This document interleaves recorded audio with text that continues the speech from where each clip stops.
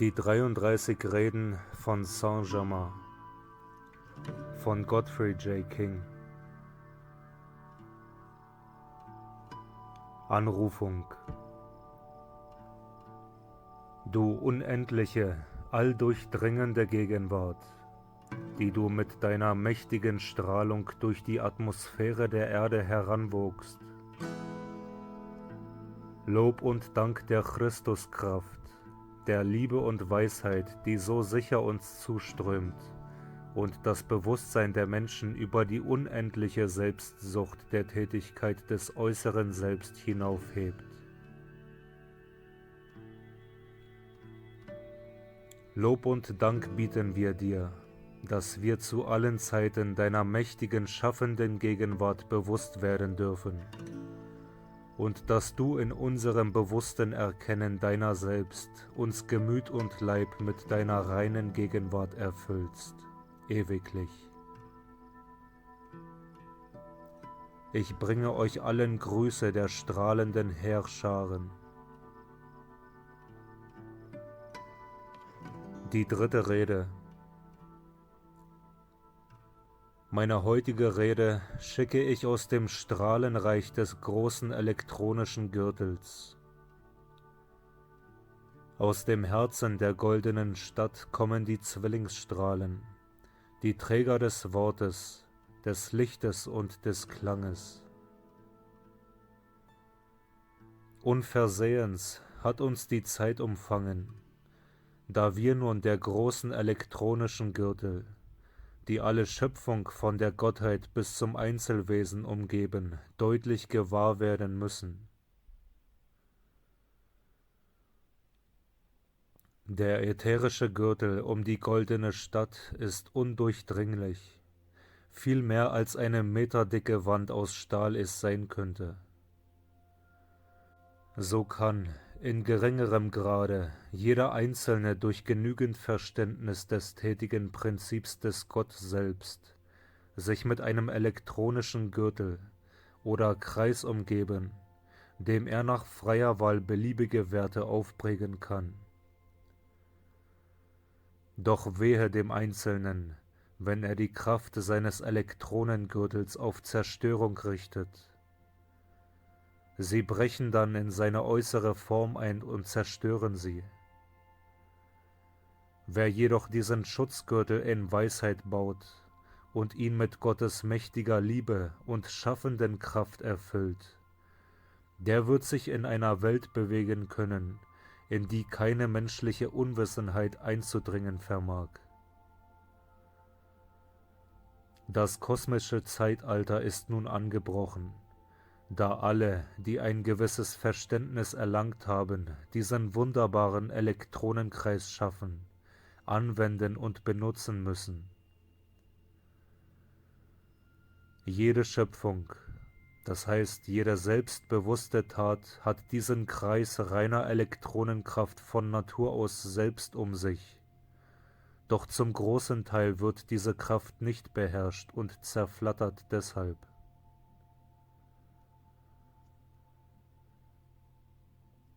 Wer diesen mächtigen Ring reiner Elektronenkraft bewusst aufbaut, der lässt bei der Erzeugung dieser unbegrenzten Essenz nichts mehr versickern. Er hält sie sich zum bewussten Gebrauch und zu wohlbedachter Lenkung verfügbar. Hat man einige Monate innerhalb dieses Elektronenringes diese schöpferische Tätigkeit bewusst geführt, so ist es sehr darauf zu achten, dass man dieser Kraft nur noch durch göttliche Liebe ihre Ziele gibt.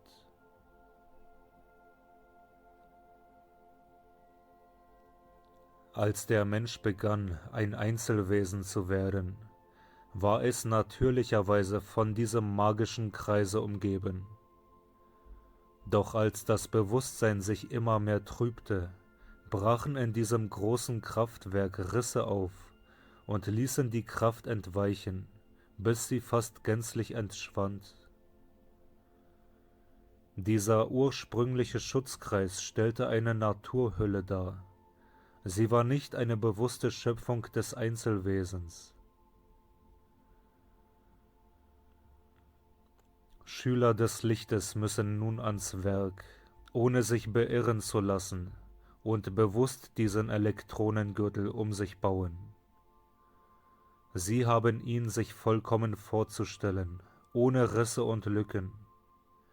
Gelingt ihr Werk, so wird ihnen möglich, bewusst den Elektronengürtel der Gottheit zu erreichen und dort unbegrenzte Weisheit, Liebe, Licht zu empfangen und die Anwendung einfacher Gesetze zu erfassen, durch die jede Schöpferkraft dienstbar gemacht werden kann.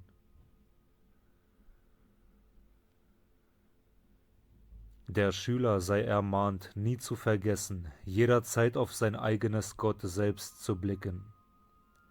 Es ist der Schöpfer seines Ich. Noch niemals konnte auch nur die kleinste Fertigkeit errungen werden, wenn nicht Wesen, die in ihrer Entwicklung schon weiter sind, ihre Unterstützung gewähren.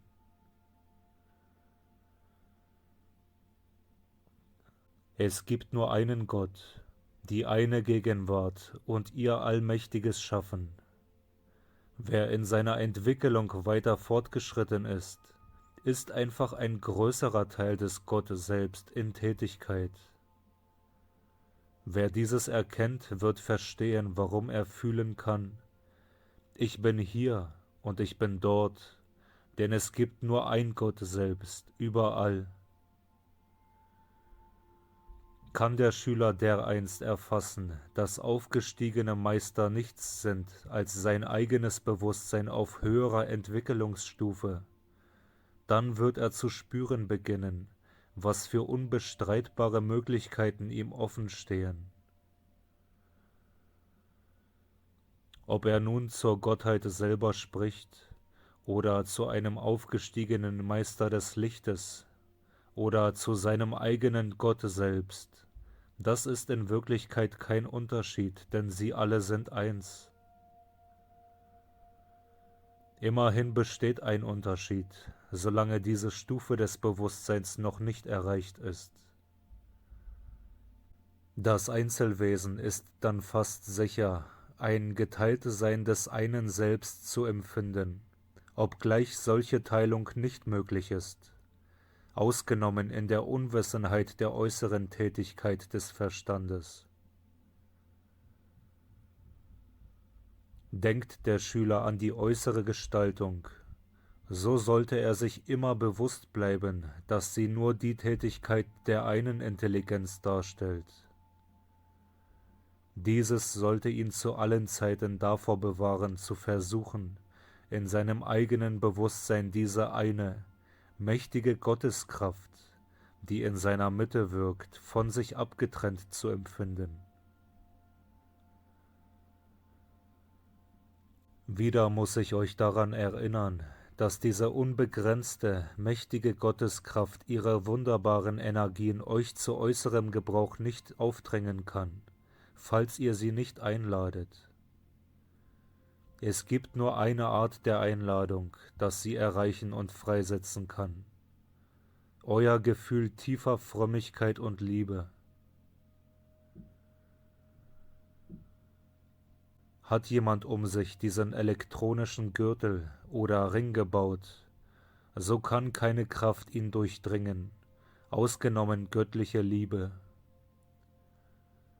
Nur dein Bewusstsein göttlicher Liebe kann in diesem großen inneren Flammengürtel der Gottheit eindringen, durch den sie dir ihre großen Kraftströme wieder zuschickt durch ihre Sendboten, durch höchste Wesen, die so sehr alles übertreffen, was du dir heute vorzustellen vermagst, dass es nicht möglich ist, deren Erhabenheit der Liebe, der Weisheit und der Kraft dir in Worten zu vermitteln.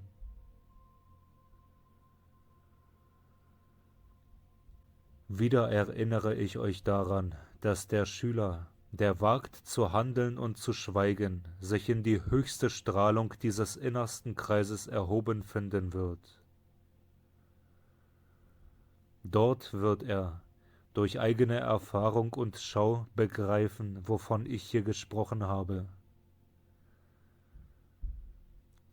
Die Seele, die stark genug ist, sich selbst ihrer Rüstung göttlicher Liebe zu kleiden und vorwärts zu schreiten, wird kein Hindernis finden, denn es gibt nichts zwischen eurem gegenwärtigen Bewusstsein und dieser mächtigen höchsten inneren Sphäre, das den Zustrom göttlicher Liebe hemmen könnte.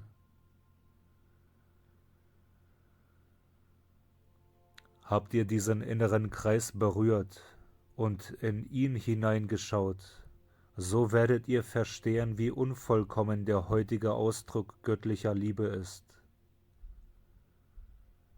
Wer einst bewusst dieser großen Sphäre, zu denen er sich zu erheben vermag, gewahr wird, der wird furchtlos immer tiefer in die Strahlung dieses mächtigen, intelligenten Mittelpunktes des Weltalls vordringen, aus dem alle Welten, alle Schöpfungen hervorgegangen sind.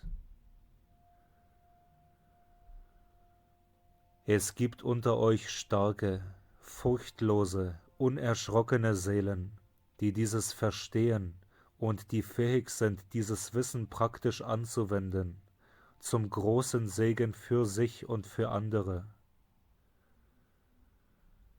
Sie werden die Gegenwart erkennen, die in jedem Herzen pulst, die Kraft, die das Blut bewegt, die Essenz, die alle äußere Form belebt. All das ist schaffende Gottheit.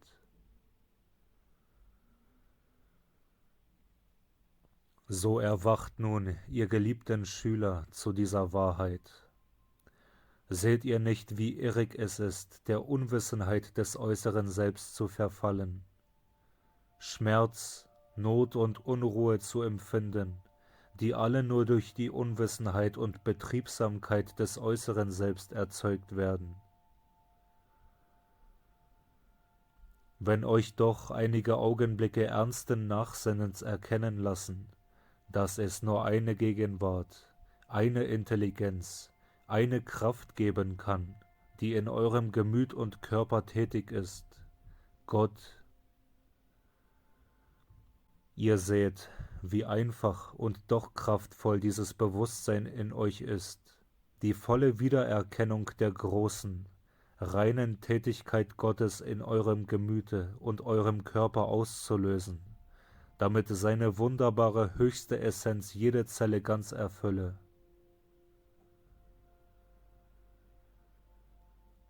Mir scheint, geliebte Schüler, ihr solltet die einfache Tatsache eures wahren Gott selbst, das in euch wirkt, nun leicht erfassen können.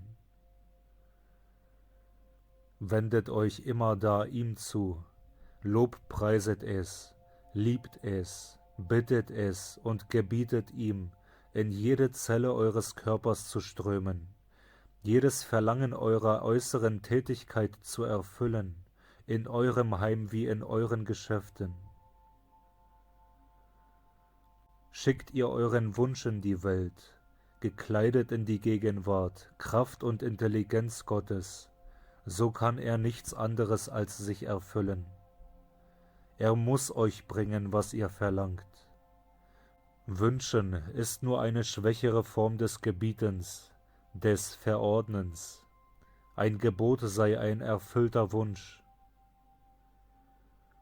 Geliebte Schüler, stellt bei der Verwendung dieser großen Kraft auf immer jegliche Furcht beiseite. Ihr wisst, wenn ihr sie missbraucht, so werdet ihr Missklang erfahren. Benutzt ihr sie zum Aufbau, so wird sie euch so viel Segen bringen, dass ihr nur danken und Lob preisen könnt, sobald ihr zu der Tatsache erwacht, dass diese unbegrenzte Kraft allgegenwärtig ist und stets auf eure bewusste Lenkung wartet. Der Mensch, der behauptet, er könnte durch seine Gedanken eurer Höhe nichts beifügen, hat Tätigkeit und Fortschritt des Einzelnen gedrosselt. Denn Gedanken und Gefühle sind die schöpferische Kraft Gottes in Tätigkeit. Die unbeherrschte Verwendung von Gedanke und Gefühl ohne klare Zielsetzung hat alle Art Missklang, Krankheit und Not verursacht Einige Leute glauben das auch, fahren jedoch unbekümmert damit fort, durch ihre eigenen unbeherrschten Gedanken und Wünsche in ihrer Welt Chaos zu erzeugen. Könnten sie so leicht, wie sie einen Atemzug tun, umkehren und ihr Denken dem Aufbau widmen, mit göttlicher Liebe als bewegende Kraft, sie würden sich in 2 Jahren ein vollkommenes Paradies erschaffen. Sogar die Naturwissenschaft hat bewiesen, dass der Körper oder die äußere Form sich innerhalb weniger Monate vollständig erneuert. Daher solltet ihr erkennen, wie leicht es ist, durch das bewusste Verstehen und Anwenden der wahren Gesetze eures Wesens die Vollkommenheit zu bewegen, sich in eurem Körper zu verwirklichen, so dass jedes Organ seine vollkommene, normale Tätigkeit aufnimmt. Nach kurzer Zeit wäre keinem Missklang mehr möglich, in euer Denken oder euren Leib einzudringen. O ihr Kinder, die ihr nach dem Lichte strebt, dieses große Vorrecht ist das große offene Tor Gottes in euch, das niemand zuschließen kann als nur ihr selber. Benutzt furchtlos euer von Gott verliehenes Herrschaftsrecht und eure Kraft, und ihr seid frei. Diese vollkommene Freiheit könnt ihr nur durch bewusst angewendetes Wissen erreichen und festhalten.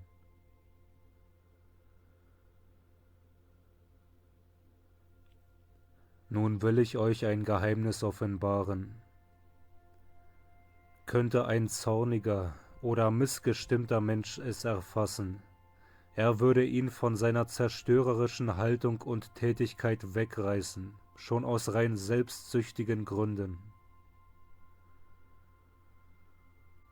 Die Person, die zornig ist oder etwas verurteilt, schickt gegen andere zerstörerische Gedanken, Gefühle und Worte aus.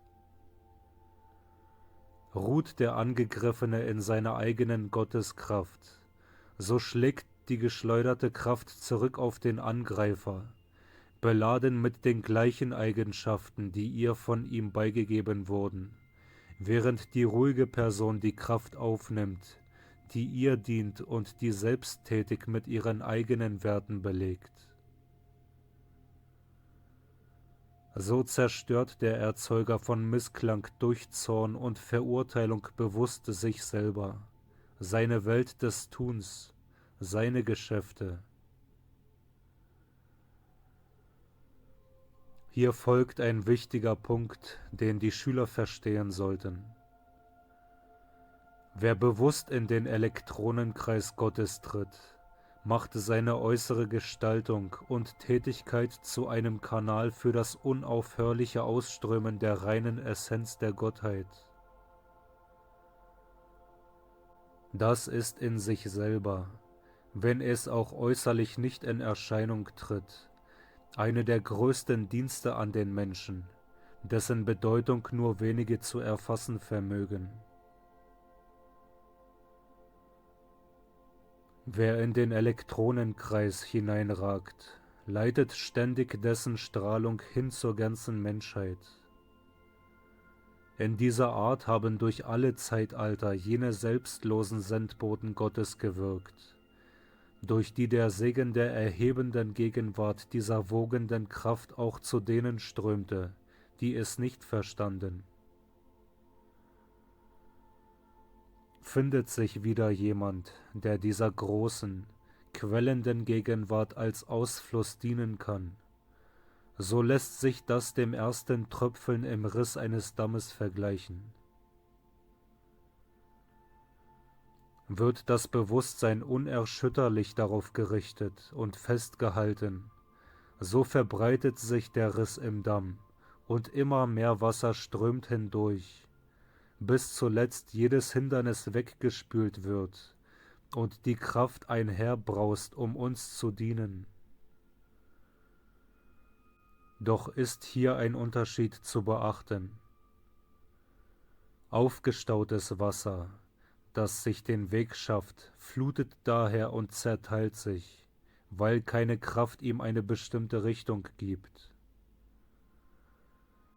Die freigesetzte Gotteskraft dagegen wendet sich unmittelbar dem Kanal des empfänglichsten Bewusstseins zu, stellt sich dort bereit und wartet auf eine Gelegenheit, noch weiter vorzustoßen. So wird der Schüler des Lichtes, nebst seiner Tätigkeit in Ausbreitung der Wahrheit, zu einer Art artesischen Brunnen, aus dessen Tiefe die mächtige Essenz Gottes strömt. Die Schüler sollten immer daran denken, dass Gott, trotz all ihrer Missverständnisse und ihres Missklanges, sie niemals tadelt oder verurteilt, sondern bei jedem Fehltritt in seiner gütig liebreichen Stimme sagt: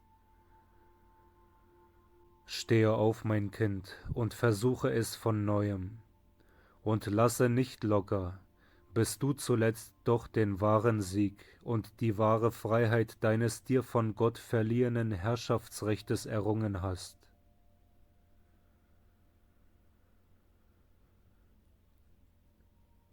Wer sich bewusst wird, dass er einen Fehler begangen hat, der soll immer das Gesetz der Vergebung anrufen und Weisheit und Kraft erbitten, damit er ein zweites Mal den Fehler nicht mehr mache. Gott ist nichts als Liebe. Ihm ist daher unendliche Geduld zu eigen, gleichgültig wie viele Fehltritte einer auch tun mag. Immer wieder lautet sein Wort voller Verstehen: Erhebe dich und gehe zum Vater. Solcher Art sind die Liebe und die Freiheit, in deren Bereich die Kinder Gottes das Vorrecht haben, leben und handeln zu können.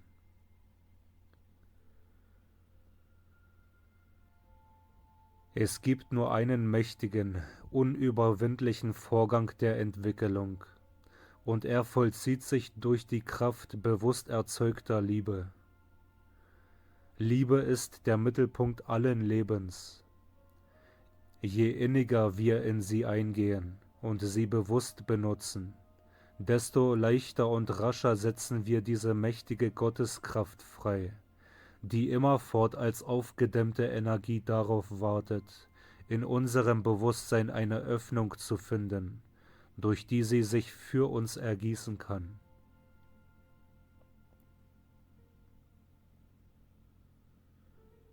Zum ersten Mal seit vielen Jahrhunderten sind nun die Scheinwerfer oder Strahlen Gottes der goldenen Stadt über der Wüste Sahara wieder tätig auf Amerika und die Welt und die Erde gerichtet. Einige Menschen mögen diese Strahlen sehen, doch ohne zu wissen, um was es sich handelt. Die Menschen sollten sich nicht länger einbilden, einzelne Persönlichkeiten könnten immerfort ihre zerstörerischen Kräfte erzeugen und aussenden und dennoch lange am Leben bleiben. Wer dieses Wissen vom elektronischen Kreis zu nutzen fähig wäre, sollte nicht länger von dessen Segnungen ausgeschlossen werden. Gebet dieses Wissen weiter und doch zugleich auch die Warnung vor Missbrauch. Benutzt diese Feststellung: Ich bin die erfüllte Tätigkeit und tragende Kraft jeder aufbauenden Sache, die ich wünsche. Verwende das als allgemeine Feststellung, denn die tragende, sich selbst erhaltende Kraft ist in allem, das da ist. Ich bin hier und ich bin dort, in allem, was immer ihr vollbringen möchtet. Dieser Gedanke führt in vorzüglicher Art zum Empfinden, dass ihr eine Tätigkeit benutzt. So erhebt ihr euch über dem Bewusstsein, das euch vortäuschen möchte, ihr seid vom göttlichen Ganzen abgetrennt.